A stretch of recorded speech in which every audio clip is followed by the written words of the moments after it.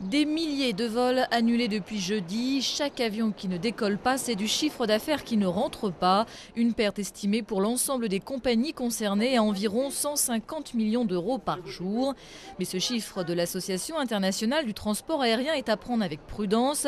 La facture finale variera en effet beaucoup en fonction de l'attitude des voyageurs, selon qu'ils choisissent de reporter leur vol ou de se faire purement et simplement rembourser. Autre secteur touché de plein fouet, bien sûr, l'industrie touristique. Dès vendredi, les tours opérateurs ont pris les devants en réclamant une réunion d'urgence au gouvernement pour organiser le rapatriement des naufragés du ciel. Eux affirment ne pas avoir les moyens financiers de le faire.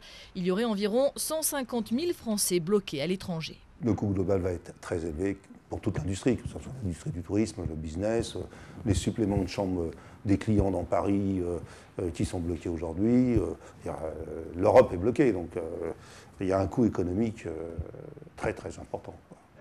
Les tours opérateurs et les agences de voyage ont aussi prévenu d'emblée ce nuage de cendres relevant du cas de force majeure. Ils n'ont aucune obligation vis-à-vis de leurs clients.